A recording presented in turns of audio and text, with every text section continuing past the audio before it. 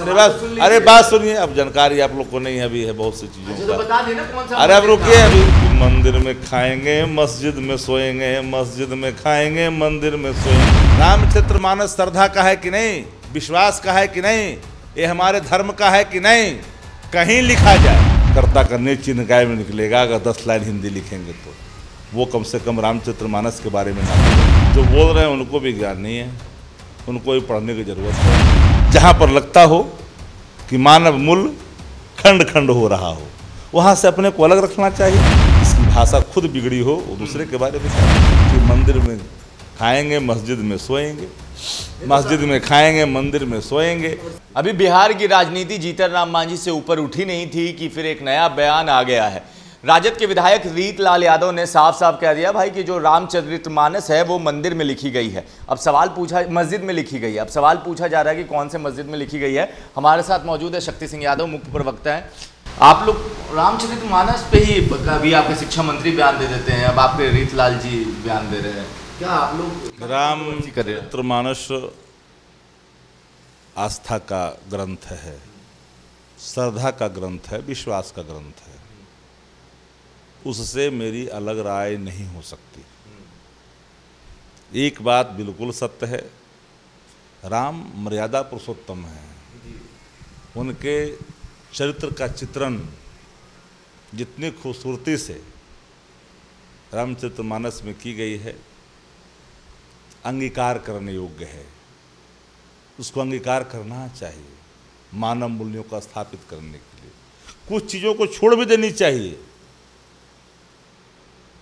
जहाँ पर लगता हो कि मानव मूल खंड खंड हो रहा हो, वहाँ से अपने को अलग रखना चाहिए। मोती को धारण कर लीजिए, मूंगों को धारण कर लीजिए। अरे हंस जिस तरह से दूध पी जाता है पानी छोड़ जाता है, दूध पी लीजिए पानी छोड़ दीजिए, कौन उस पर व्याख्या की जरूरत है। हाँ, एक बात है, तुलसीदास जी अकबर के समकालीन कवियों में से एक थे। उन्होंने कहा था कि मंदिर में खाएंगे मस्जिद में सोएंगे, मस्जिद में खाएंगे मंदिर में सोएंगे। तो एक भाव ये था कि ये भाव साफ था कि सभी धर्मों के प्रति आदर, अल्लाह ईश्वर तेरे नाम सबको सुमति दे भगवान। आप सुन तो लीजिए, अरे बात सुनिए, अब जानकारी आप लोग को नहीं अभी है बहुत सी चीज़ों का। बता देना कौन सा। अरे अब रुकिए, अभी सवाल चाहे जो भी हो, रामायण, राम जोड़ आयन, आयन मने घर, राम मने राम, जिनके पूरे चित्रण का चित्रण किया गया है शब्दों में। ऐसे तो ईश्वर के बारे में कोई चित्रण कर ही नहीं सकता है, कुछ पंक्तियाँ लिख सकता है। 7 समंद की मसी करो, लेखन सब बनराए, धरती सब कागज करो, हरि गुण लिखा न जाए।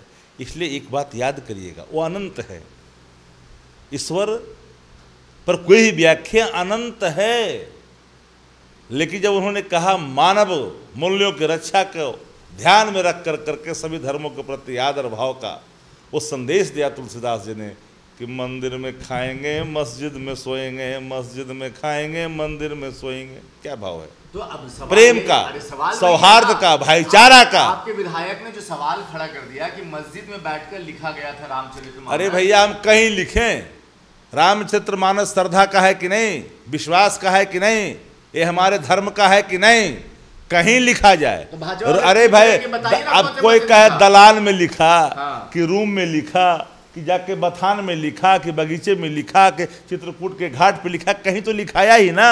इसका कोई बता रहा हो, कोई इतने बड़े काव्य का अवधिकरण किया गया तो एक जगह बैठ के थोड़ी किया गया होगा। अब इतना भी तो समझ लीजिए आप लोग। अब इतना भी समझ जिन लोगों को नहीं है उनको क्या बारे में बताने की जरूरत है। और जितने भी कवि हुए इस देश के अंदर में, क्या अपने घर में ही रह करके धुम्मल साहब का नाम आपने लिख सुना, नाम जाना है क्या? हरवंश राय बच्चन का नाम जाना है क्या? सूर्यकांत त्रिपाठी निराला का आपने नाम जाना है क्या? 2 टुक कलेजों को करता पछताता, पथ पर आता, पेट पेट दोनों मिलकर है, चल रहा लुकटिया टेक, मुट्ठी भर दाने को, भूख मिटाने को, आपने सुना है क्या? ये भाव है कवियों का। चल रहे हैं, कहीं उदृश्य दिखता है, लामबंद हो जाता है, मतलब वो जहाँ रहे वहाँ लिख दिया। अच्छा, एक आखिरी सवाल, क्योंकि भाजपा के प्रदेश अध्यक्ष ने आपके नेता पे, मतलब रीतलाल यादव पे बड़ा कटाक्ष किया है। उन शब्दों का इस्तेमाल किया जो हम बोल भी नहीं सकते, कि वो अब हमें बताएंगे कि रामचरितमानस कहाँ लिखा गया है। जो बोल रहे हैं उनको भी ज्ञान नहीं है, उनको भी पढ़ने की ज़रूरत है। 10 लाइन हिंदी शुद्ध नहीं लिखेंगे, 10 गो कर्ता करने चिन्ह गाय में निकलेगा अगर 10 लाइन हिंदी लिखेंगे तो। वो कम से कम रामचरितमानस के बारे में ना बोले। मैं जानता हूँ काबिलियत के बारे में, इसलिए काबिलियत पर ज़्यादा ध्यान देने की ज़रूरत नहीं है। कितने काबिल हैं वो भाषा से पता चलता है। भाषा व्यक्ति के व्यक्तित्व को निखारता है। जिसकी भाषा खुद बिगड़ी हो वो दूसरे के बारे में क्या बोल सकता है। चलिए तो ठीक है, शक्ति सिंह यादव मौजूद थे, उन्होंने कहा भाई कवि का कोई जगह नहीं होता, वो जिधर चलते थे कुछ दिखता था लिख देते थे। अब सम्राट चौधरी के बयान पे वो कहा कि 10 लाइन सही से नहीं लिख सकते, उनके बारे में क्या कहना। बाकी आपको क्या लगता है, आप अपनी राय नीचे कमेंट बॉक्स में लिखें। धन्यवाद।